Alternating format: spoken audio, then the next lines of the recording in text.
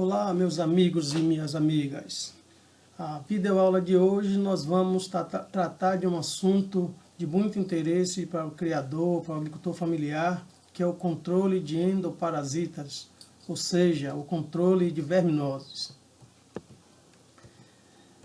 Então, vamos trabalhar manejo sanitário em bovinos, controle de endoparasitas ou verminoses. Lembrando sempre a questão que gosto de repetir e colocar, que é o tripé de sucesso, pensando na questão da alimentação. Os animais bem alimentados, bem nutridos, normalmente eles resistem mais à questão das verminoses e de ectoparasitas e de doenças. Manejo reprodutivo também, para que você tenha bezerros sadios, as vacas também em boa saúde, em boa condição de parição. Isso também é muito importante para o sucesso do criador, e o manejo sanitário e bem-estar animal, que faz parte desse conjunto de videoaulas que estamos trabalhando. Vale salientar que tanto os ectoparasitas como os endoparasitas causam grandes prejuízos para a produção pecuária, e principalmente para os pequenos agricultores, se não tiver uma estratégia de controle e não só de tratamento desses vermes, certo? Então, para vocês terem uma ideia, o ataque de verminoses tem causado prejuízos anuais à pecuária brasileira de 6,34 bilhões de dólares. As principais causas, como nós já comentamos na videoaula anterior, é o clima favorável, né? O Brasil é um país que na maioria dos seus ecossistemas tem uma pluviosidade alta e uma temperatura média também alta, em torno de 27 graus, o que causa um microclima, uma condição favorável para o desenvolvimento e proliferação de endoparasitas. A disponibilidade de animais, né, para que sejam parasitados. No Brasil tem um rebanho imenso, né, um dos maiores rebanhos do mundo, e o baixo nível tecnológico ou de utilização dos conhecimentos pelo agricultor e pela agricultura familiar. Os principais endoparasitas que acometem os bovinos estão postos nessa gravura aí que está aparecendo. Não vou atentar muito à questão de nomes científicos desses vermes, mas vale salientar que os vermes normalmente eles atacam o sistema gastrointestinal dos animais, né? Então eles se prendem às velocidades, aos peluzinhos que existem na camada interna do intestino delgado, intestino grosso, e com ventosas ou fixação eles começam a sugar os nutrientes dos animais, que se não tiver um controle eficaz, né, e um tratamento também, caso necessário, isso acarretará perdas e morte, até morte dos animais, né? Dá para se perceber as ventosas, né, de alguns vermes, que fazem com que eles se preguem à parede do intestino do animal, né? Além do intestino, outras áreas podem ser acometidas, principalmente o pulmão, né, dos animais, causando pneumonias, tuberculose, principalmente em bezerros, levando à morte. Os sinais clínicos, onde é que o agricultor e a agricultora percebe que seu animal, seu rebanho está acometido de verminose? O primeiro ponto é abdômen distendido. Então, o animal ele fica com a barriga mais protusa, né, aumentada e caída, certo? Então, é um sintoma de verminose. Sintomas característicos também é a questão da diarreia, né, que pode ser também causada por questões de intoxicação alimentar, mas consegue-se perceber a diferença de diarreia causada por verme, que normalmente também ela vem acometida sangues, a coloração é bem diferenciada também. Então, mas a diarreia é um dos sintomas também que se pode perceber, o sinal clínico de ataque de verminoses nos bovinos. E isso causa retardo no crescimento, causa desidratação no animal, pode acarretar e levar à morte também. Sem contar que o animal perde peso, não se desenvolve, e aí lá na frente o prejuízo é certo, né?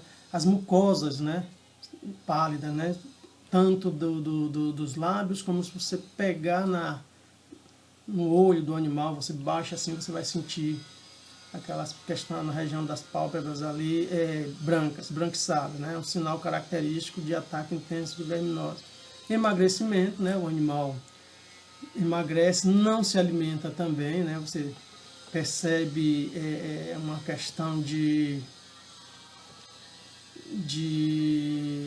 inapetência, né? E o pelo arrepiado sem brilho, né? O animal fica com o pelo arrepiado sem brilho. Então, os principais sinais clínicos para que você possa observar e passar a fazer o controle ou tratamento dos vermes internos seriam esses: abdômen distendido, diarreia, mucosas pálidas, emagrecimento, pelo arrepiado e sem brilho.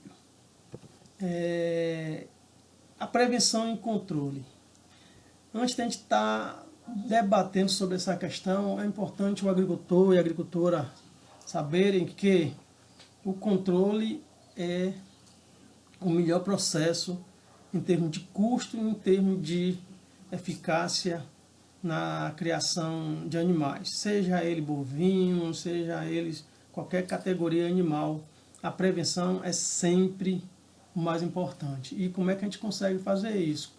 Como a gente já tem colocado, a higiene das instalações, o recolhimento do excesso de esterco para fermentação e utilização como esterco, isso faz com que os ovos que estejam ali sejam destruídos, não chega a eclosão de vermes.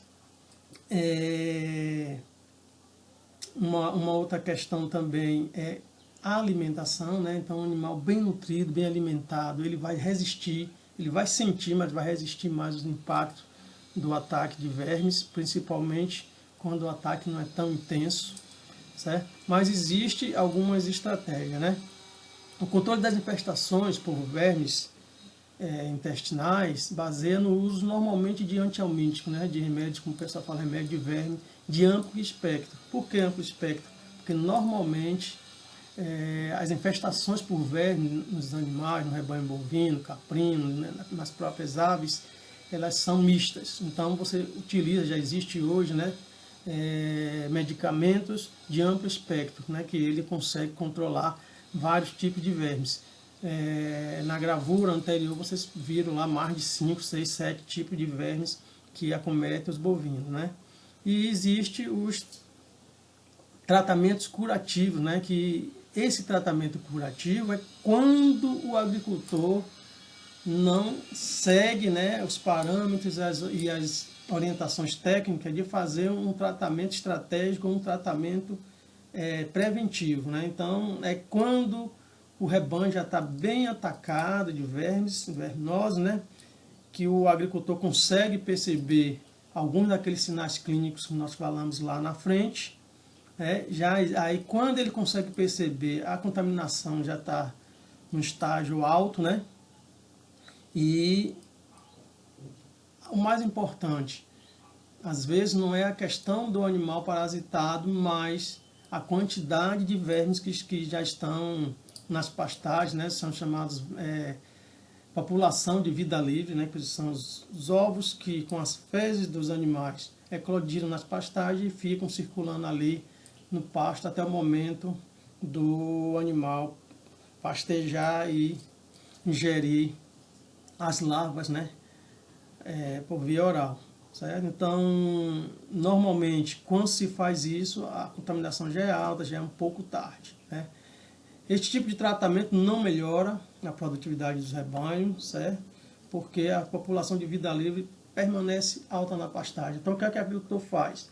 Ele percebeu que o seu rebanho está tendo problemas de diarreia, vários sinais clínicos daqueles comentados, então ele faz um tratamento de choque, né? Faz uma vermifugação em todo o rebanho. O que é que vai acontecer? Realmente ele vai fazer um controle dos vermes internos, né, que estão parasitando os animais, mas lá na pastagem, os vermes que estão, as larvas que estão circulando, chamada população de vida livre, vão estar numa intensidade muito grande. E aí ele faz esse tratamento, os animais voltam para o pasto e vão se recontaminar. Os tratamentos com vermífugos tradicionais são muito usados, né? Geralmente é uma cultura de geração em geração na agricultura familiar principalmente.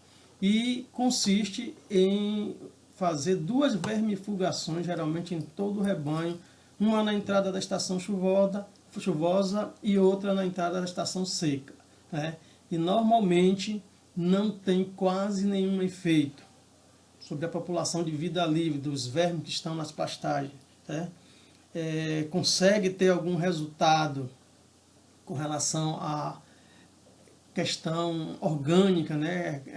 De combate àqueles sinais clínicos de ataque intenso de verminose dos animais, mas, como já falei, eles serão recontaminados porque não tem uma estratégia de controle da população de vida livre, né?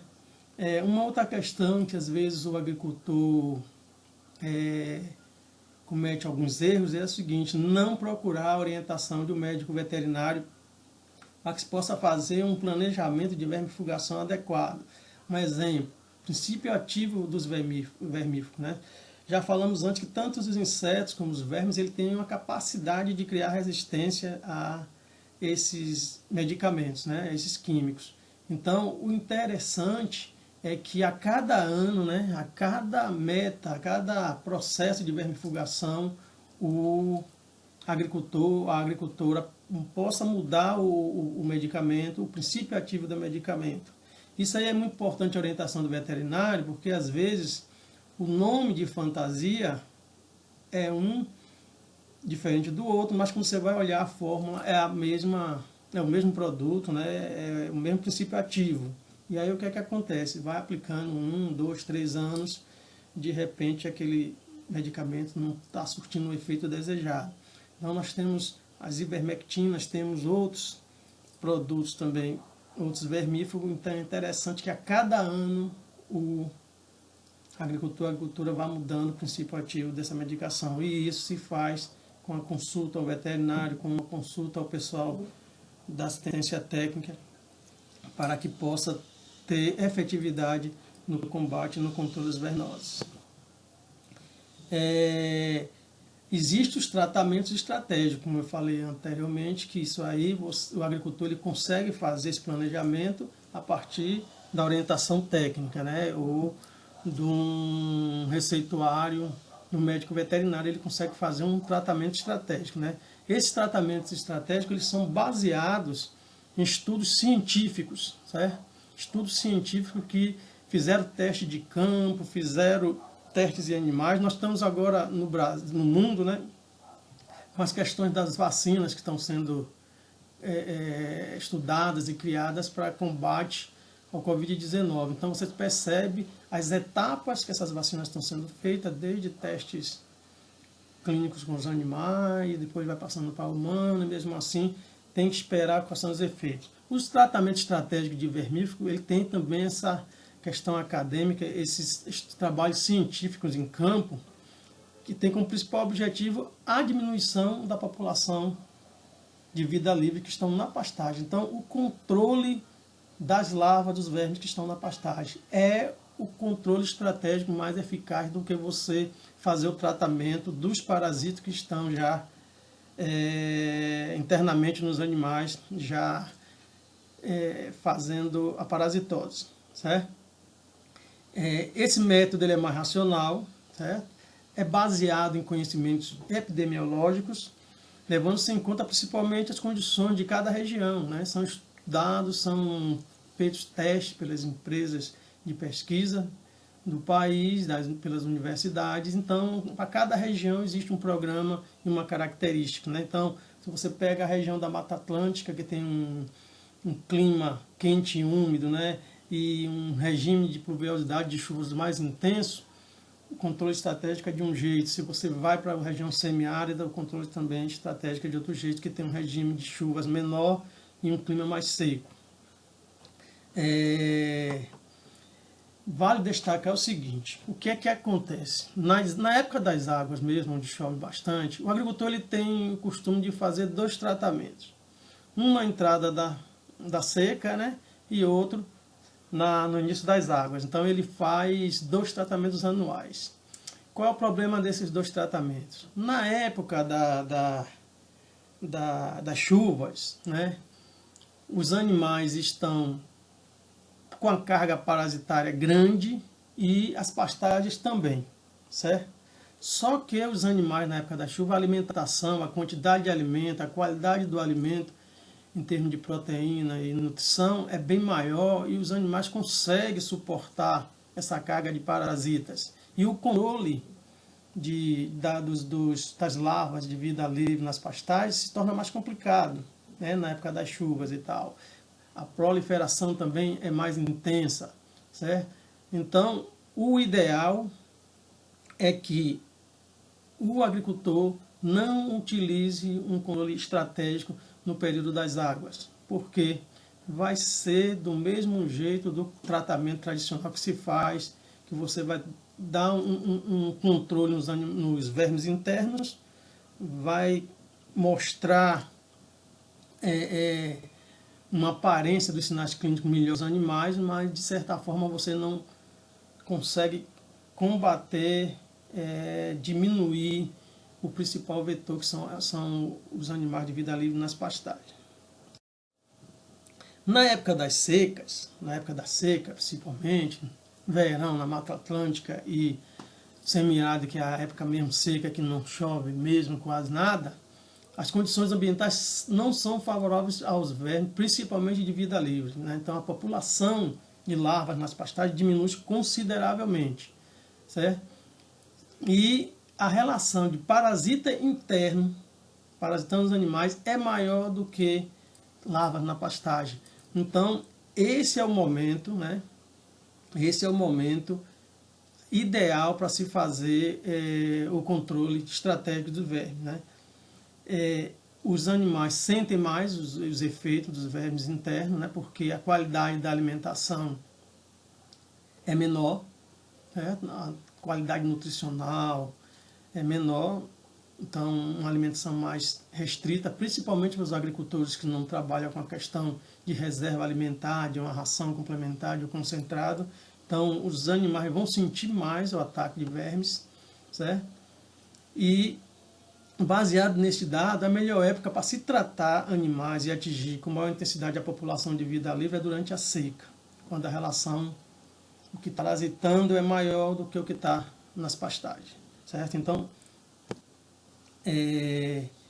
com relação ao controle de verminose, tanto de bovinos como de caprinos e ovinos, eu tenho conversado muito com agricultores e agricultoras, é o seguinte, eu pergunto sempre, como é que você faz o esquema de vermifugação? E a agricultora tem um costume de chamar vermífugo de vacina. Eu dei a vacina nos animais, no rebanho. Vacina de aftosa, vacina de tal coisa. Não, remédio de verme. Então, vacinação é uma coisa, normalmente controla vírus, né? Tem que ser aplicada antes da doença chegar a cometer os animais. Vermifugação é o controle de vermes internos e externos dos animais, certo? Então eu pergunto, como é que você faz o controle de vermes, né? Normalmente o agricultor e a agricultora, pela manhã cedo, ele aplica o vermífugo e solta os animais no mesmo pasto que estava antes, certo? Isso vai acarretar os mesmos problemas daquele tratamento cultural que a gente falou anteriormente, do agricultor só tratar quando vê que o rebanho já está com problemas sérios. Por quê? Se você aplica o remédio de manhã, quando o animal for para o pasto, ele vai defecar, o remédio ainda não fez o efeito desejado e ovos vão ser espalhados de novo nas pastagens, vão eclodir, vão recontaminar, reinfestar os animais, certo? Então o ideal é que você prenda os animais à tarde, certo? À tardezinha, aplique o vermífugo, certo? Aplicou o vermífugo e deixa o animal preso lá, comendo a raçãozinha no coxo, porque ele vai defecar no curral, né, durante a noite e tal, e após, no outro dia, o interessante é que você retarde um pouco a soltura dos animais para os pastos. Por quê? Os vermes ele tem uma intensidade de movimentação na pastagem, é o seguinte: nas horas mais frescas, mais frias do dia, eles vêm para a pontinha da pastagem. Então os animais, ao pastejar, ingerem com mais facilidade essas larvas. Quando as horas começam a esquentar, o sol começa a esquentar mais um pouco, eles baixam, chegam até às vezes a ficar escondidinho no solo, se protegendo das altas temperaturas, né, do sol. Então, se você conseguir, quando fizer o tratamento, soltar os animais a partir das 9 horas da manhã, já seria uma questão importante. Uma outra coisa é você ter pasto dividido, né? Por menor que seja, porque assim, se eu tenho uma propriedade pequena, eu vou ter um número menor de animais, porque a gente já falou em uma de nossas videoaulas sobre a questão alimentar, né? A questão da unidade animal. Então não adianta você ter tantos animais numa área que só... Você ter 10 vacas numa área que só comporta 5, certo?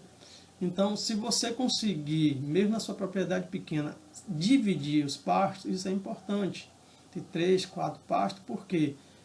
Quando você prende os animais à tarde para fazer a vermifugação, né, e vai soltar no outro dia, se ele estava naquele pasto 1, você vai soltar ele no pasto 4, 3, dependendo da condição, da área que o agricultor tem de pastagem e da reserva alimentar aquele rebanho, certo? Aquela pastagem que os animais não estavam defecando, jogando ovos, que não eclodir, transformar em larvas, vão estar, teoricamente, menos contaminada do que o pasto onde você retirou o animal no dia anterior. Então, fazendo esse manejo, vocês vão perceber os resultados muito importantes de controle de vermes internos. Então, prende o animal à tarde, aplica o remédio de verme de amplo espectro, lembrando de mudar o princípio ativo anualmente. No outro dia, soltar os animais quando o sol estiver um pouquinho mais quente, deixando o animal comendo a raçãozinha no coxo. Retirar o esterco, né, e colocar para curtir em área apropriada, para que você tenha uma renda também a partir desse esterco. E sempre que possível, puder dividir suas pastagens, colocando os animais num pasto diferente do que tirou no dia anterior. Fazendo isso, vocês vão ter um grande sucesso e no controle de vermes. Essa gravura, ela mostra o ciclo de vida, né, dos helmintos, né, dos vermes internos, né? Então, ele está aqui, ó, o 1, vocês podem perceber, né, os vermes parasitando o animal, né? Esse animal, ele é bem nutrido, bem alimentado, que mesmo acometido de verme ainda está com a estrutura bonita, né? Então, eles parasitam, então o animal vai defecar, certo? Então, junto com as fezes que vai ser jogada nas pastagens, estão os ovos, né, que foram produzidos por esses vermes que estão aqui no intestino, parasitando. Esses ovos vão para a fase, vão eclodir, né, vão partir e vão para a fase inicial, fase 4, que é a fase pré-larval, certo? Se desenvolve para um outro estágio, e aí a fase larval parasitária, né, que vai parasitar o animal, vai se incorpora à pastagem, certo? Se incorpora à pastagem. Você perceber aqui, nas horas frias, as frescas ficam cá na ponta da gramínea. Então, mesmo que o pasto esteja num ponto ideal para o animal comer, e mesmo que ele faça um pastejo mais alto, ele vai ingerir uma quantidade enorme de larvas, certo?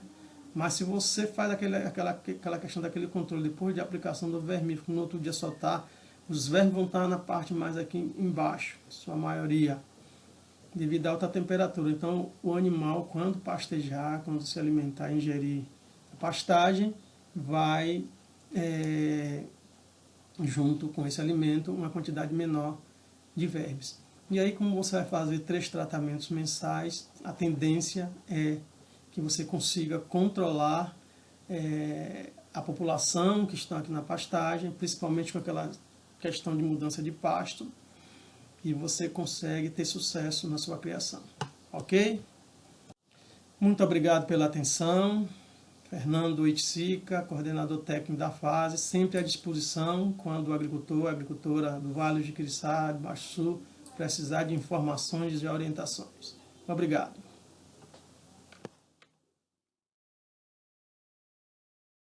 A Ter à Distância é uma adaptação das atividades de assistência técnica e extensão rural do Bahia Produtiva, projeto do Governo do Estado da Bahia, por meio da Secretaria de Desenvolvimento Rural do Estado da Bahia, executado pela CAR, Companhia de Desenvolvimento e Ação Regional, com recursos provenientes de acordo de empréstimo com o Banco Mundial.